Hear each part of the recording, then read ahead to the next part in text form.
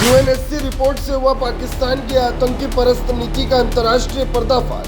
पहलगाम नरसंहार में लश्कर तैयबा की भूमिका पर संयुक्त राष्ट्र की पुष्टि।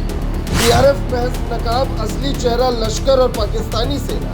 जयशंकर बोले, पाकिस्तान ने यूएनएससी में टीआरएफ का नाम हटवाने की कोशिश की। यूएन रिपोर्ट से हाफिज सईद के बचाव में लगे पाकिस्तान का झूठ उजागर। अब पाकिस्तान बच नहीं सकता। अब वो दुनिया की आंखों में झूठा आंसू नहीं बहा सकता।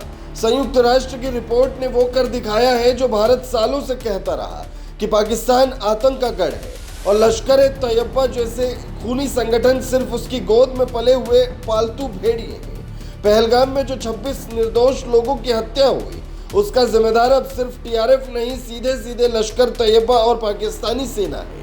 ये वही लश्कर है जिसे हाफिज सईद जैसे खूनी चलाते हैं और जिसे पाकिस्तान की आईएसआई फंड करती है, ट्रेन करती है और भारत में खून बहाने के लिए भेजती है। 36वीं रिपोर्ट में साफ कहा गया है कि टीआरएफ ने 2 बार इस हमले की जिम्मेदारी ली थी, लेकिन असल में उसे ऑपरेट कर रहा था लश्कर। और लश्कर के पीछे कौन? पाकिस्तान की सेना और उसकी खुफिया एजेंसी आईएसआई। अब यह रिपोर्ट सिर्फ भारत की कूटनीतिक जीत नहीं है, ये पाकिस्तान के झूठ पर तमाचा है। अमेरिका तक को अब समझ आ गया है कि पाकिस्तान सिर्फ आतंक का पीड़ित नहीं, बल्कि आतंक का मुख्य प्रायोजक है। तभी तो अमेरिका ने टीआरएफ को आधिकारिक रूप से आतंकवादी संगठन घोषित कर दिया है। विदेश मंत्री एस जयशंकर ने जब संसद में बताया कि पाकिस्तान ने यूएनएससी से टीआरएफ का नाम हटवाने की कोशिश की, तो एक बार फिर साफ हो गया कि पाकिस्तान सिर्फ आतंकियों को पनाह नहीं देता, बल्कि उन्हें बचाने के लिए दुनिया से भी लड़ जाता है।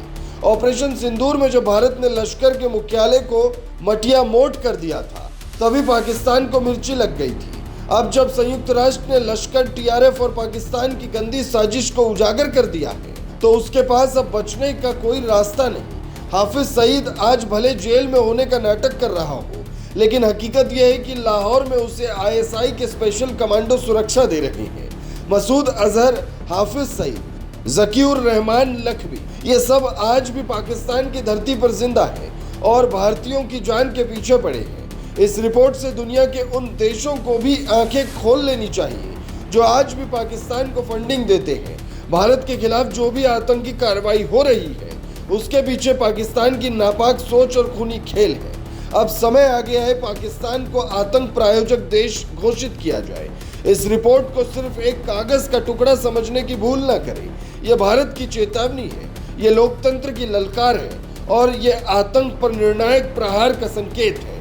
दुनिया अब और चुप नहीं रह सकती। अब भारत सिर्फ दस्तक नहीं देगा, अब आतंक के दरवाजे तोड़ेगा।